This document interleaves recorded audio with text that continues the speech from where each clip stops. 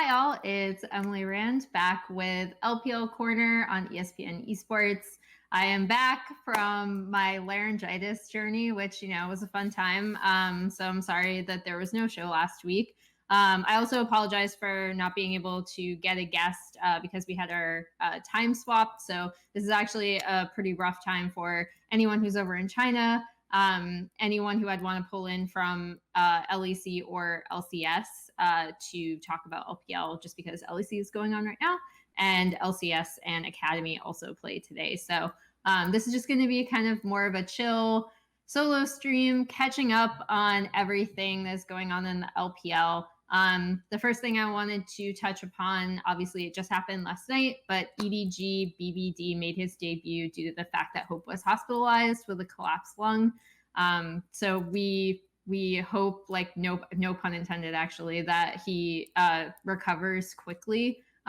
That's really sudden and it sucks, obviously.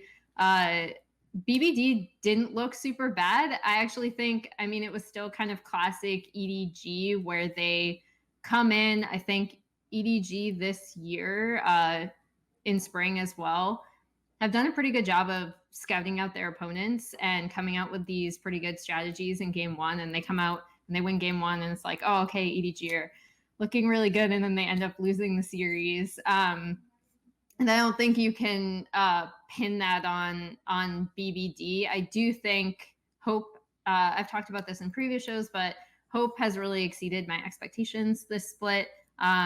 So we are still kind of waiting for him to come back because I do think he's still a stronger option at this point. But that's the first big piece of news if you want to go back and see BBD's debut last night. The second piece of news is something that I know made it to Reddit, but I also wanted to touch upon it because there's a WE fan, Evelyn, and then her at is a bunch of M's that you should follow if you're just interested in some LPL translated content, and then also Team WE specifically, because WE main mid laner, so they're starting mid laner Teacherma, who we've kind of picked on for not being as strong of a laner. We say that he's a Aurelion Soul player, and he also, every single champion he's good at is a version of Aurelion Soul. So like the Galio, we've seen him on the TF, and he actually has done really well on the TF as well. Something that's going to shove the wave in, maybe not have to lane as well and go to side lanes. People have called him Budget Doinby as well. He was in danger of getting kicked out of the LPL if he does not reach Diamond 1 or higher on the Ionia server. If you don't know what the Ionia server is, it's the Chinese super server. And Evelyn has been tracking and translating his journey on Twitter. Yeah, he's currently in Diamond 2 now, I believe. So he's almost there. He just needs to reach D1. And that opens up a broader discussion, I think, of WE in general, because people have been kind of waiting for teams to exploit Teacherma's champion pool because it is highly specific. I think in this meta, especially with TF coming back, we're still going to see some really viable options for Teacherma. Just last night, he had some misplays, but he also had some really good TF plays with Team WE when they played last night. So I think that currently with this WE team, they are very much guided by what he can do, but it also works out well sometimes with the way the rest of their team works. Like I talked about this a bit on Twitter, but I actually think that Peixiang's positioning in as like a DPS carry, because obviously you have different team fight positionings if you are coming out with something like a Lee Sin or a Rek'Sai or a Jarvan, as opposed to an actual DPS carry like a Graves or a Kindred. And his positioning on Graves is actually more reminiscent of what you'd see like an AD carry do, right? Kind of like darting around, doing as much damage as possible without dying, the rest of his team peeling for him and controlling the team fight. So I actually think that the point I'm trying to make is that Teacherma's playstyle actually seems to fit this WE team really well in the current meta right now. And I think because of the champions available to Teacherma, it is a little bit more difficult to exploit him. I know people have been asking when Shanks is going to start, because he is their other mid and he's more of a traditional, like, you know, kind of stronger laner, a bit more of an assassin player. I had heard from the like LPL English podcast that they do that he has been scrimming with the team, but he has been having some difficulties against other LPL mids, despite the fact that he is supposed to be the stronger laner. So, I mean, I think that will also come with like time and experience, but I hope that Teacherma makes it, because despite the fact that I think there are a lot of ways that people can really exploit Team WE's playstyle currently, I also think this is a pretty good meta for them that offers enough options that it's actually becoming a bit more difficult to ban Teacherma out. So we wish Teacherma the best on his solo queue journey. Why are there so many people here when Doinby's stream is on? I know, right? You should go watch Doinby, to be honest.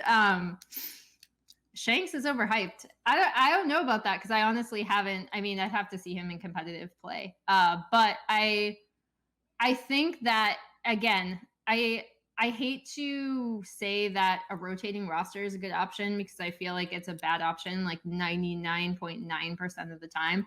And like I just said, I think WE's playstyle, it's actually pretty hard to exploit Teacherma currently right now in draft, because of how many options he has and how many other like picks that WE can lock in that affect their draft that you kind of need to ban. But it would be cool to have a slightly different option if they were able to juggle that. Now, I don't trust most teams to be able to juggle that. I haven't seen anything from WE that would like give me a ton of confidence that they'd be able to do it, just because, again, it's really difficult for most teams. So I'm rooting for Teacherma. You know, I want him to do well, despite the fact that I've also, you know, picked on him in the past myself for being a bit of a weaker laner.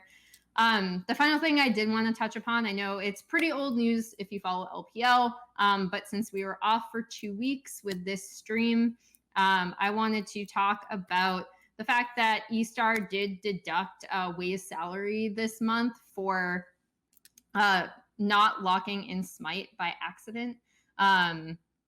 Like he did not end up locking in Smite, and he didn't do it on purpose, but it arguably, or inarguably in my opinion, did cost them that series, because they actually almost won that game 1, despite the fact that he was you know, Ignite Flash Graves, and he, like, they actually almost ended up winning that game anyway. I think they would have won the series if he'd had Smite. And so eStar did actually publicly call out their coaching staff and also docked him pay. So if you weren't caught up on that, that also happened. Again, LPL plays every single day, and I've been off for 2 weeks. So I did want to touch upon that, because it was a big thing that people were joking about, because LPL teams, especially over the past year, have had a tremendous and amazing history of something else other than Smite taking a major objective. So we've had a lot of weird Baron plays where someone DPSs it instead of a jungler taking it. We've had a lot of weird dragon setups where someone takes a dragon without it being a Smite. It's like a Smite, and then a second later someone takes it. So we were joking that, wow, I didn't think LPL junglers would actually evolve past Smite, but it was a mistake. And eStar did actually dock his salary for it. So those are kind of the big pieces of news that I wanted to touch upon, especially the BBD thing, because I think a lot of people were really surprised that Hope had to go to the hospital. So the next thing I wanted to talk about is actually kind of an ongoing conversation about draft that's been happening in the League of Legends community. And I just wanted to clarify a tweet that I made about watching LPL, because I think it could be taken as a kind of accusation or attacking other people in the community, and that is not at all what I meant to do. But I think one thing I really love about the LPL, I brought this up several times, is that they always draft like very insularly for the most part instead of outwardly, which means that they're considering a lot of things within a composition itself, and they're also really considering the context of their individual players. In fact, a lot of the things that we were talking about with WE Teacherma are applicable here, right? Because a lot of WE's drafts really revolve around what kind of champion can they lock in for Teacherma in the mid lane that will give him the agency to go to side lanes, because that's where you want him. You don't really want him in the mid 1v1 because he's probably going to lose. So I think that one thing I really credit and one thing I really love about LPL teams, and one thing I think anyone can learn from watching LPL that's super valuable actually about drafting, is that you have to have a context outside of the actual lane matchups, because there will be, like, you can look at a lot of these drafts and be like, these are individually terrible because this counters this, and you're not considering like what this other team is doing. And then not considering what the other team is doing happens a lot in the LPL as well. But I think where you need to look at the LPL drafting strengths is how they consider not only their compositions holistically, but also how they consider their individual players. I think that's a great strength of the LPL. It's something I've been crediting them for at least the past few years, even previously, but especially across the past few years, when I think a lot of changes have made teams, specifically in South Korea, really struggle to find a team identity. And if anything, LPL teams have like quote unquote too much identity. Like there are some really, really definitive teams in the LPL that have very hyper specific play styles, and they draft accordingly. And one thing I love about the LPL and watching the LPL is that it really does teach you to consider the context of the players involved. So not just, is this champion strong? Is this a lane counter? Is this a compositional counter? But how does this fit within the composition, and also how does this fit with the players that we have available? And so if there's anything I want to contribute to the broader draft discussion, and thank you to Froskuren for bringing this up on EU4AO when they were talking about the strengths and the weaknesses of the current LEC drafting strategies, is that if people watch the LPL, it just really trains you to think about player context. And for me, I think, like, for me personally as an analyst, I get a ton of stuff wrong. But one thing I really value about what the LPL has taught me is how to value what players are good at, what they're bad at, and the fact that teams are actually usually pretty good at identifying how to work around that, or how to come up with a strategy that makes the most of the available players that they have. So I wanted to bring that up. I also wanted to bring up the fact that, since the LPL is playing constantly and we made the transition midweek to 10.12, we've seen a few interesting responses to the Ezreal Aphelios gridlock in the bot lane, where you have to typically on red side, Varus is a permaban, and then Kalista also gets banned out for bot side picks, and then you're left with the Ezreal Aphelios gridlock that people have been complaining about. I really, really love the Ashe that we've seen from LPL teams, where you are banning, you're typically, when people are picking it, they're banning both Aphelios and Ezreal on the red side to pick up Ashe, or not Ezreal, sorry, Varus. And the other thing that we've seen a lot of is the Kai'Sa, which I think started just as a general counter to Ezreal, but if you're going to ask LPL teams to play Kai'Sa, they definitely will. LPL has a ton of strong Kai'Sa players. They have a ton of strong bot laners that really, really want to go in and assassinate people in team fights pretty consistently. So I've really liked seeing both the Kai'Sa and Ashe in LPL drafts recently. And I wanted to throw that out there. I know the LPL is not the only region where we've seen these, but since I've been out for 2 weeks, we made the transition in midweek with the patch. I did want to bring up, we saw WE use it last night, the Ashe, and we saw V5 also be successful with it against RNG in game 1 as well. And I've really liked seeing Ashe back again, and I've really liked seeing Kai'Sa back again, especially in the LPL where we have so many players that are really willing to go in. So yeah, sometimes it might look a little bad, but sometimes it also might look really, really great because we have a lot of mechanically skilled players. And the last thing I want to talk about is something that I kind of picked on TSM for locking in because of the context of some of the rest of their drafts, especially their second one where their opponents could just build MR and win. But it was V5 making the middle sticks work. We also saw it from Doinby last night. And if there's anyone who is going to make middle sticks work, it's Doinby. And I actually don't blame FPX's loss on the middle sticks whatsoever. I'm glad we got to see him play it. I do think that if you're going to be playing fiddlesticks mid, you do need to make sure. And one thing I noticed about FPX last night is that I don't think Doinby was able to get out of the mid lane to affect Silence as much as they wanted, despite the fact that they were able to attack the Shy on top side really, really quickly. And IG ended up winning that game. In my opinion, I think the tide turned around. And again, I've only had one chance to watch this game. I only just watched it once. But there's a fight at Dragon around I think 22 or 23 minutes, which leads into a Baron attempt by IG and a quadra kill for Puff's Kalista. So that's really what turned the game in that. And I think had Doinby maybe been able to roam a bit more early, they would have had a slightly larger lead in that game. I'm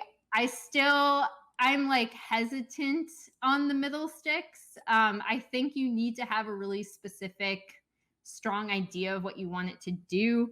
V5 was successful with it against RNG. And what they had was a Kale, Trundle, Fiddlesticks, Aphelios, and PP God on the Thresh. And this is still, in my opinion, a bit of a risky composition. However, you still have I like the Thresh into the Yuumi Ezreal bot lane, even though they can kind of whittle you down. I think it's nice to have a playmaker down there. And if you can get Mole out of the mid lane as the middle sticks, which they were able to do, I really liked that composition from Victory 5, despite the fact that I feel like it could have been exploited by IG a bit more, especially if Cryan had been able to match some of those plays since he was on the TF. I also think that a lot of people are going to look at this series just to transition into V5 RNG, because I know a lot of people want to talk about V5 and they're legit now because they beat RNG, which I'd actually like. The thing that I was kind of waiting for from V5 in terms of determining where they are, I still think it's going to end up being like an E-Star thing from spring, where they're going to end up like 5th-ish probably and make it into playoffs. But still eventually end up getting beaten out by the top teams, including RNG if they can get their stuff together. One thing that I think a lot of people are going to point out in the series is that we did have Cryan starting over Xiaohu, and we also had 705 starting in the top lane over New. And I always hesitate to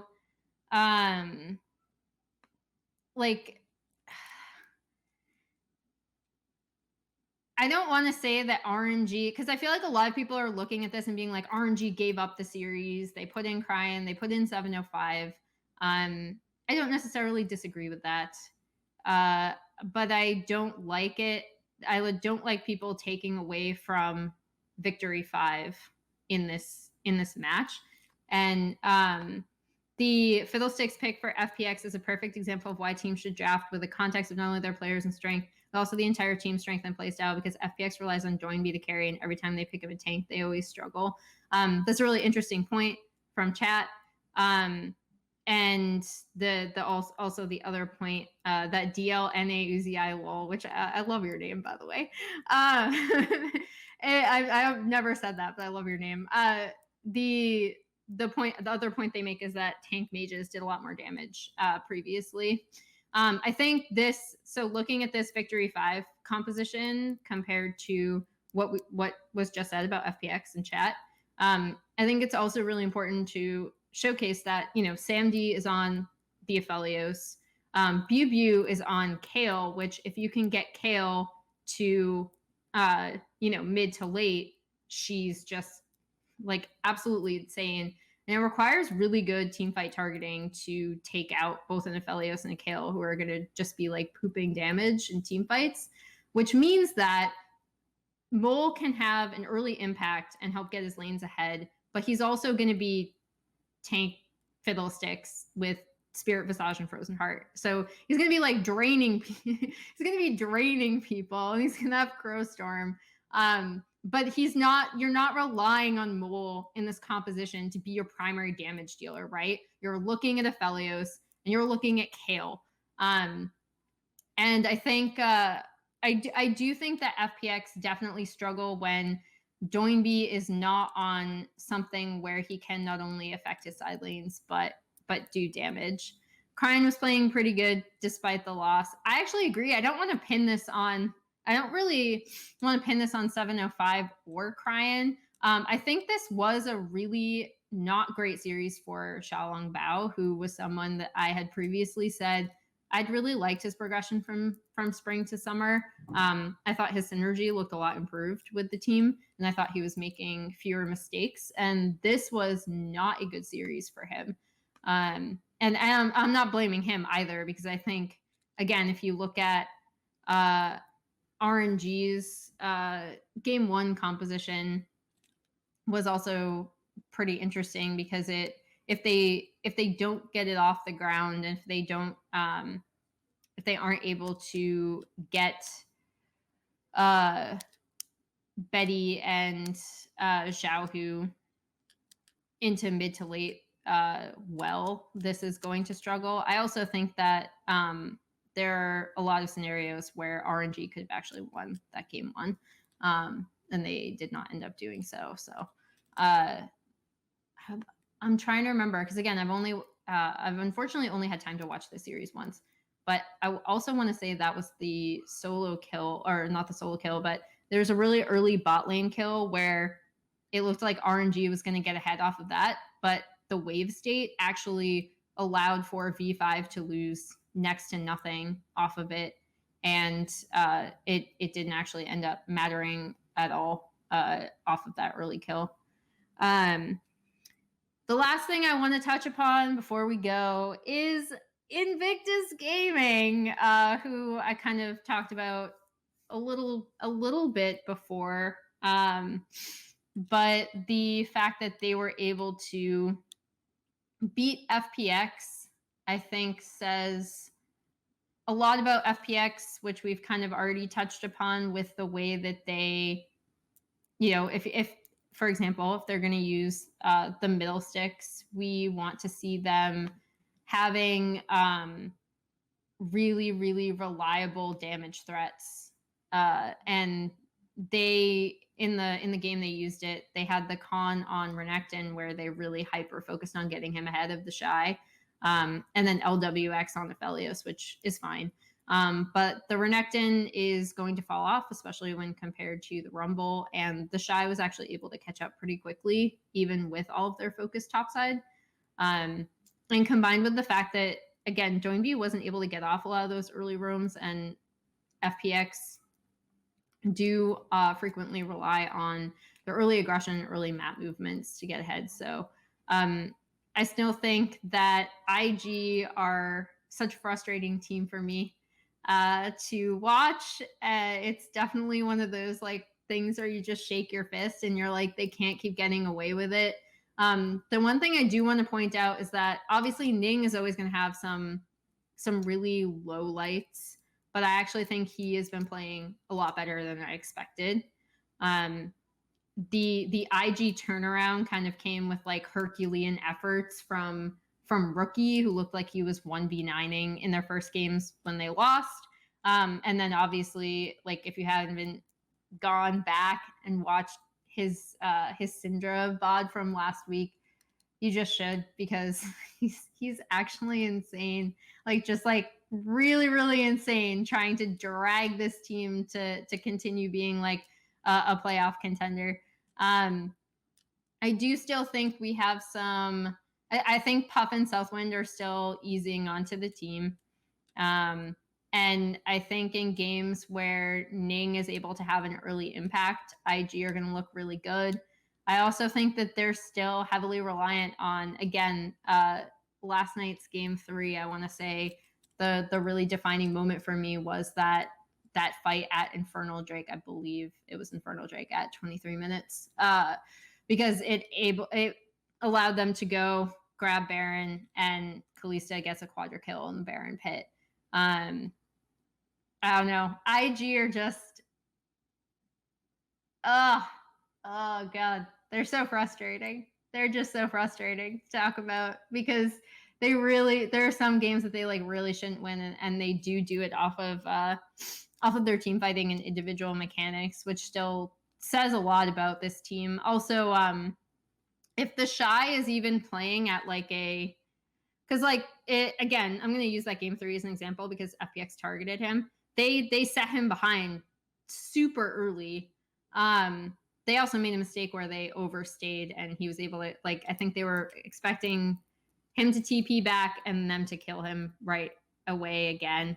But Ning was there, and they ended up trading actually, which was not great. But yeah, they really focused on the Shy, which was not similar to a lot of his other games he's struggled in, where he's overextended and he's getting solo killed, or they're taking advantage of the fact he's overextended. This is a very specific, we are trying to set this Rumble behind early. We are trying to get our Renekton ahead early.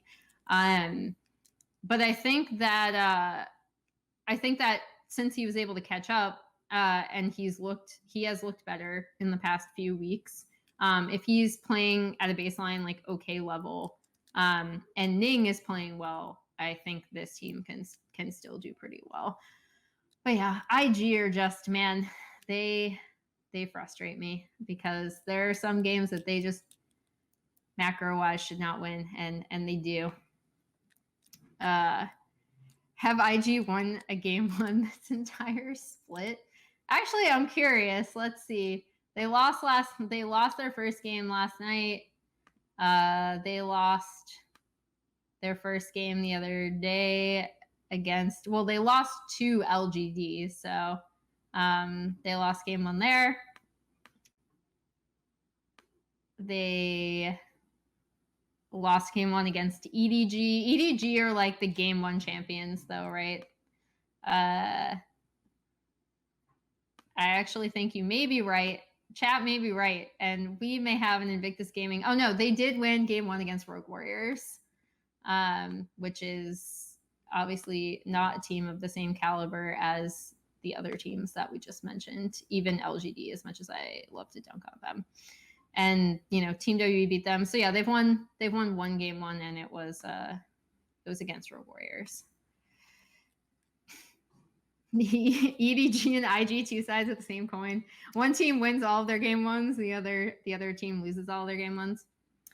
All right, so that about wraps it up. I am very sorry for the short stream today, because I have to go and now prep for a Valorant pre-show for the T1 Invitational. And you guys can tune into that if you're at all interested in Valorant at I believe 2 p.m. Pacific.